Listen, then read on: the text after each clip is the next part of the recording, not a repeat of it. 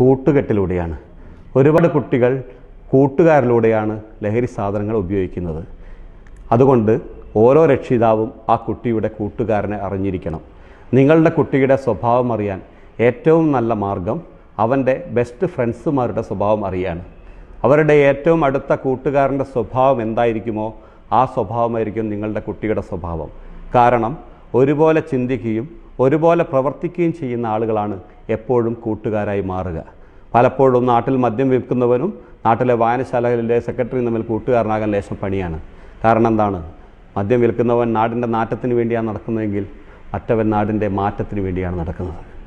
അതുകൊണ്ട് ഒരുപോലെ ചിന്തിക്കുകയും ഒരുപോലെ പ്രവർത്തിക്കുകയും ചെയ്യുന്നവരാണ് കൂട്ടുകാരാകുക. അതിന് നിങ്ങൾ ചെയ്യേണ്ടത് ഈ സ്കൂളിലേക്ക് പോകണം, അവൻ്റെ കൂട്ടുകാരെയൊക്കെ പരിചയപ്പെടണം. അവരെ പരിചയപ്പെട്ടാൽ മാത്രം പോരാ, അവരുടെ കുടുംബ പശ്ചാത്തലങ്ങളൊക്കെ ഒന്ന് തിരക്കണം. മോശപ്പെട്ട പ്രവർത്തനങ്ങളിൽ ഏർപ്പെടുന്ന കുടുംബമാണെങ്കിൽ ആ കൂട്ടുകെട്ട് അവസാനിപ്പിക്കാൻ നിങ്ങൾ തയ്യാറാകണം. അതിനുവേണ്ടി നിങ്ങൾ പ്രവർത്തിക്കണം, അവനെ പറഞ്ഞ് ബോധ്യപ്പെടുത്തി കൊടുക്കണം.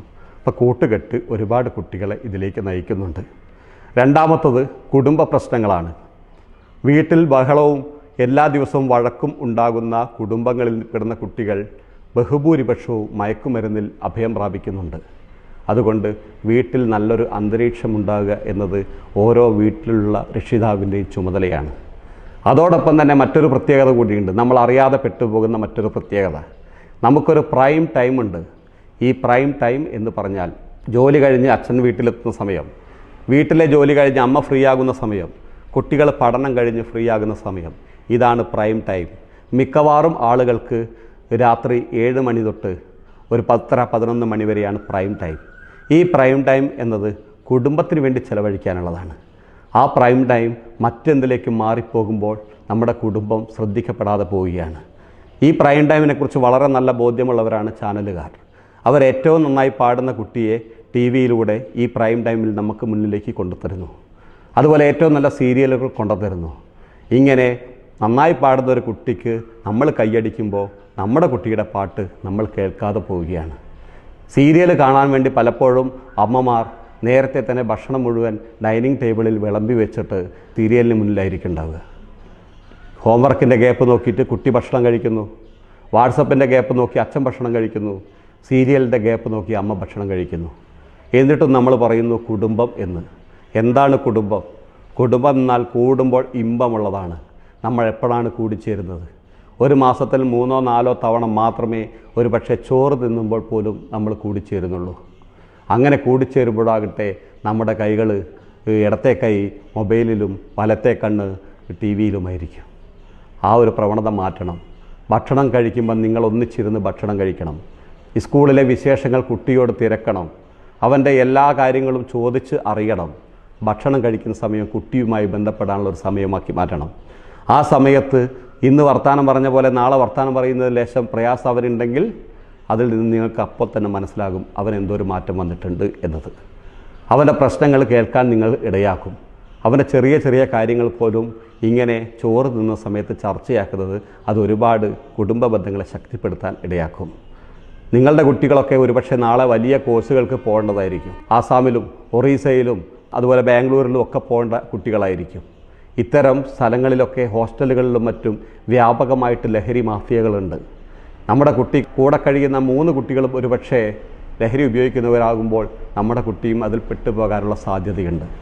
ആ സമയത്ത് അതിൽ പെടാതിരിക്കാനുള്ള സാധ്യത ഉണ്ടാക്കേണ്ടത് നേരത്തെ വീടുകളിൽ നിന്നും വരുന്ന കുടുംബ അന്തരീക്ഷത്തിൽ നിന്നാണ്. ആ കുടുംബ അന്തരീക്ഷം അവനെ ജീവിതത്തോട് ഒരുപാട് ഇഷ്ടപ്പെടുത്താൻ ഇടയാക്കും. ആ സമയത്ത് ഭക്ഷണ സമയത്ത് അവൻ വീട്ടിൽ നിന്ന് ഭക്ഷണം കഴിച്ച കാര്യം ഓർക്കും. ആ സമയത്ത് അമ്മയെയും അച്ഛനെയും അവൻ വിളിക്കും. അതുപോലെ തന്നെ നമ്മളും ഭക്ഷണം കഴിക്കുമ്പോൾ അവരിയ്ക്കുന്ന ആ ഒരു ചെയർ ഒഴിഞ്ഞു കിടക്കുന്നത് കാണുമ്പോൾ നമ്മൾ സ്വാഭാവികമായിട്ടും അവനെ അങ്ങോട്ടേക്ക് വിളിക്കും. അതാണ് ബന്ധം എന്ന് പറഞ്ഞാൽ. Father and mother, I love you, FAMILY, family. അതാണ് ഫാമിലി.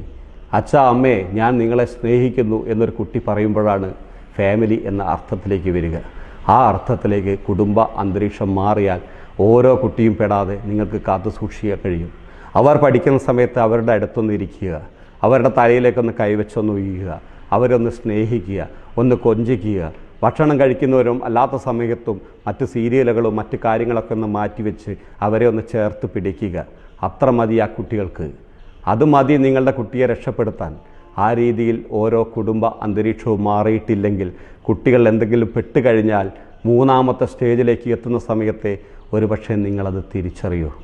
അതുകൊണ്ട് ആദ്യം ഉണരേണ്ടത് നമ്മളാണ്. നമ്മൾ ഉണർന്നിട്ട് വേണം കുട്ടികളെ ഉണർത്താൻ. അതുകൊണ്ട് ഓരോ രക്ഷിതാവും ആ കാര്യത്തിൽ ജാഗ്രത പാലിക്കുക. അതുപോലെ നമ്മുടെ കല്യാണപ്പുരകളൊക്കെ വ്യാപകമായിട്ട് മദ്യശാലകളായി മാറിക്കൊണ്ടിരിക്കുകയാണ്. അത്തരം പ്രവർത്തനങ്ങളൊക്കെ നിർത്തേണ്ട സമയമായി. നിങ്ങൾ റോഡ് സൈഡിൽ നിന്നാണ് മദ്യപിക്കുന്നതെങ്കിൽ ഒരു സംശയവും വേണ്ട, നാളെ നിങ്ങളുടെ കുട്ടികൾ റോഡിൻ്റെ നടുക്ക് നിന്ന് സിറിഞ്ചോണ്ട് കുത്തുന്നത് നിങ്ങൾ കാണേണ്ടി വരും. അതുകൊണ്ട് ഇത്തരം കാര്യങ്ങളിലൊക്കെ ഒരു നിയന്ത്രണം ഉണ്ടാകേണ്ട സമയമായിരിക്കുന്നു. അതുപോലെ തന്നെ കുട്ടികൾക്ക് പണം കൂടുതൽ ലഭിക്കുന്നത് ഇതിലേക്ക് എത്താൻ കാരണമാകുന്നുണ്ട്. സ്നേഹമെന്നാൽ പണം കൊടുക്കലല്ല, മറിച്ച് സ്നേഹമെന്നാൽ മൂല്യം കൊടുക്കലാണ്. ജീവിതത്തിൽ വളർത്താനുള്ള കാഴ്ചപ്പാട് കൊടുക്കലാണ്. ആ കൊടുക്കലാകണം നിങ്ങൾ കുട്ടികൾക്ക് നൽകേണ്ടത്. പണം കൂടുതൽ എത്തുന്ന കുട്ടി കൂട്ടുകാർ കൂടുതലായി ഉണ്ടാകും. ആ സമയത്ത് ഇത്തരം ലഹരികൾ ഉപയോഗിക്കുന്ന കൂട്ടുകാരും അവരുടെ ഭാഗമാകാൻ സാധ്യതയുണ്ട്. അതുകൊണ്ട് നിങ്ങൾ എത്ര വലിയ പണക്കാരായാലും പണം കൊടുത്തു കഴിഞ്ഞാൽ ആ പണം കുട്ടി എങ്ങനെ ചെലവഴിച്ചു എന്നത് നിങ്ങൾ ചോദിച്ച് മനസ്സിലാക്കിയിരിക്കണം. അപ്പം കൂടുതലായി പണം കൊടുക്കരുത്. അതുപോലെ ചെറിയ കുട്ടികളാണ് നിങ്ങൾക്കുള്ളതെങ്കിൽ, 7ാം ക്ലാസ് വരെ പഠിക്കുന്ന ചെറിയ കുട്ടികളാണ് നിങ്ങൾക്കുള്ളതെങ്കിൽ അവർക്ക് നല്ല